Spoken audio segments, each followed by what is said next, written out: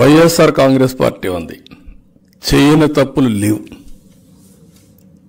బెదిరించింది లేదు, అన్నీ చేశారు. ఏమైంది ఎన్నికల్లో? ఎందుకు 11 పడిపోయారు? ఎన్ని సర్వేలు చెప్పించుకున్నారు వాళ్ళు? మేము గెలిచిపోయాం 150 వచ్చాయి, 170 వచ్చాయి, 175 మాకే వస్తాయని చెప్పారా లేదా? ఎందుకు గెలవలేకపోయారు? అంటే ఆ రోజు వాళ్ళు చేసిన పనులన్నీ ప్రజల్లో మనసుల్లో ఉన్నాయి. విధి లేని పరిస్థితుల్లో ఎవరు మాట్లాడలేకపోయారు. లాస్ట్కి వచ్చే కొందికి ఒకవేళ మనం కూడా నిలబడుకోలేకపోయి ఉంటే సిచ్యువేషన్ ఏమేదో నాకు తెలియదు. నిలబడ్డాం, నిలదొక్కున్నాం, ఎదిరించాం, అండగా ఉన్నాం. అందుకే మొత్తం రాష్ట్రం అంతా ర్యాలీ అయ్యి చరిత్రలో ఎప్పుడూ జరగనటువంటి ఒక విప్లవం 93% స్ట్రైక్ రేట్ వచ్చింది. ఈరోజు 93% వచ్చిందంటే మీరు గుర్తుపెట్టుకోవాల్సిన ఒకటి ఉంది. ప్రతి ఒక్కరు ఆలోచిస్తుంది, నేను ఓటేశాను, నేను పనిచేశాను, నేను కష్టపడ్డాను. ఇవన్నీ వాస్తవాలు. అమెరికా నుంచి కొంతమంది వచ్చారు, ప్రపంచంలో అనేక దేశాల నుంచి వచ్చారు.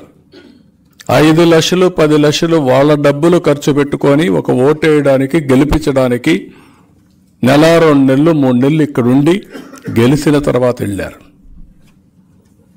వాళ్ళలో డెఫినెట్గా ఉంటుంది, నా వల్ల ఈ పార్టీ గెలిచింది.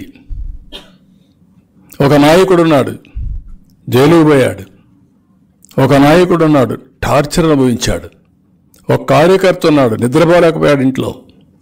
వాళ్ళల్లో కూడా ఉంది, ఏంటి ఇన్ని జరిగాయి కాబట్టి ఏం చేయాలి నేను కూడాని. కానీ అదే మనం కూడా రిపీట్ చేస్తే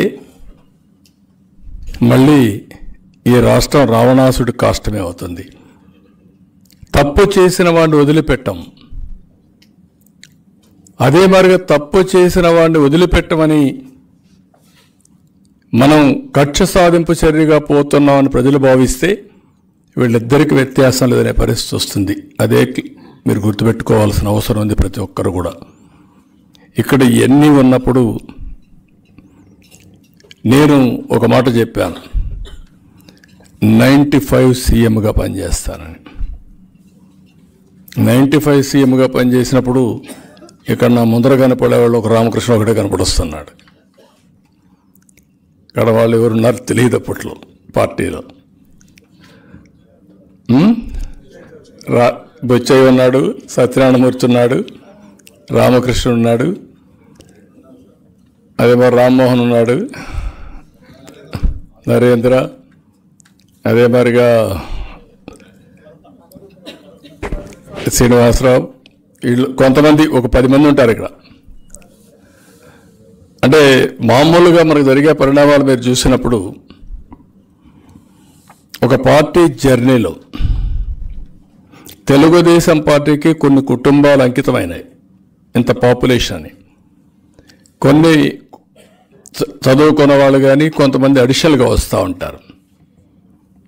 కానీ కంటిన్యూస్ ప్రాసెస్లో ఉండేవాళ్ళు ఉంటున్నాం. వాళ్ళ కుటుంబంలో ఉండేవాడు మళ్ళా పార్టీలో పనిచేస్తున్నారు, వాళ్ళు కూడా వస్తున్నారు. చనిపోయినప్పుడు కొంతమంది భయపడతారు అనుకుంటే కూడా భయపడకుండా ఫ్యామిలీ తెలుగుదేశం పార్టీ కోసం పనిచేశారు. అందుకని ఇవన్నీ కూడా ఈరోజు మీరు గుర్తుపెట్టుకోవాల్సింది. మళ్ళీ మనం అందరం కూడా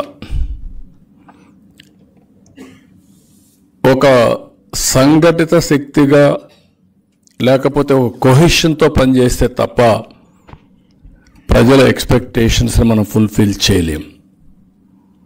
అదే సమయంలో మీరు కానీ నేను కానీ కొంచెం క్రమశిక్షణ, ఆలోచన విధానాలు డిఫరెంట్గా ఉంటాయి. మీరు ఇంట్లో ఉండి మీ ఆలోచనలు అమలు చేస్తే ఏం బాధ ఉండదు. ఈరోజు ఏ పరిస్థితి ఉంటుందంటే లాస్ట్ మైల్లో ఉండే గవర్నమెంట్లో ఒక చిన్న ఉద్యోగి తప్పు చేస్తే సీఎం మీద పడుతుంది. అదే మాదిరిగా ఎన్డీఏలో ఉండే ఏ కార్యకర్త తప్పు చేసినా అది చీఫ్ మినిస్టర్ పడుతుంది, ఇటు పార్టీకి ఇటు గవర్నమెంట్కి.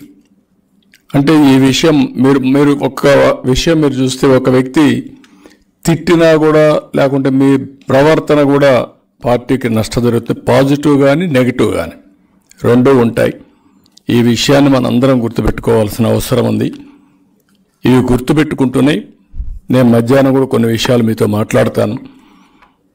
మాట్లాడి నేను 95లో నేను చాలాసార్లు చెప్పాను. 95లో నేను సీఎం అయినప్పుడు చాలా ఫాస్ట్గా వెళ్ళాం.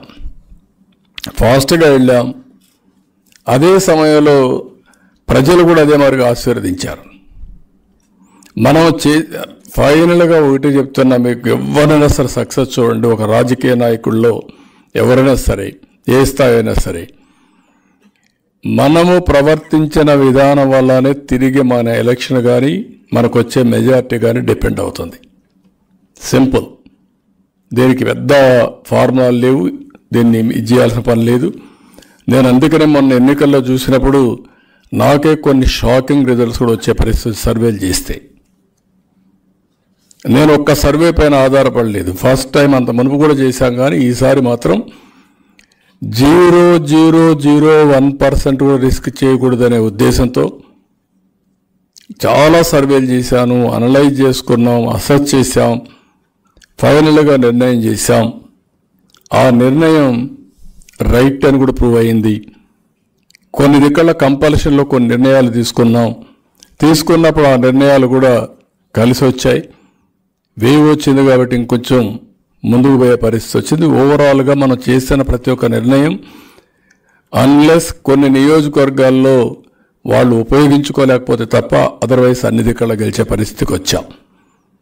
అక్కడ కూడా కరెక్ట్గా జరుగుంటే 25కి 25 పార్లమెంట్లు గెలిచి ఉండేవాళ్ళం.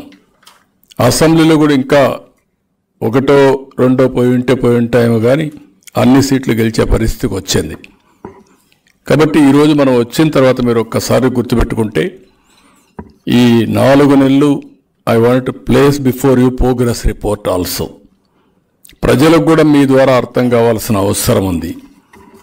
మొత్తం నేను ఇప్పుడు వచ్చిన తర్వాత ఫస్ట్ డే ప్రజలకు వాస్తవాలన్నీ చెప్పాలనే ఉద్దేశంతో 7 వైట్ పేపర్స్ పబ్లిసైజ్ చేశాం. ఈ 7 వైట్ పేపర్స్ కూడా అమరావతి ఏ స్టేజ్లో ఉంది, పోలవరం ఏ విధంగా డయాఫామ్ వాల్ ఇవన్నీ కూడా నాశనం చేశారు, విద్యుత్ 1,20,000 కోట్ల రూపాయలు అప్పు చేయడం, కరెంట్ ఇవ్వలేని పరిస్థితి రావడం, మద్యం మొత్తం హోల్సేల్, రీటైల్, మ్యానుఫ్యాక్చరింగ్ అంతా హస్తగతం చేసుకొని కొన్ని వేల కోట్ల రూపాయలు దోపిడీ చేసి నాసిరకమైన మద్యం పెట్టి ప్రజల ఆరోగ్యంతో ఆర్థికంగా ఇబ్బంది పెట్టడం, సహజ వనరులు మొత్తం దోచేయడం, ఇసుక కానీ గ్రానైట్ కానీ ఒకటి కాదు అన్ని సహజ వనరులన్నీ దోచడం. ఇంకొక పక్కన మనం చూస్తే లా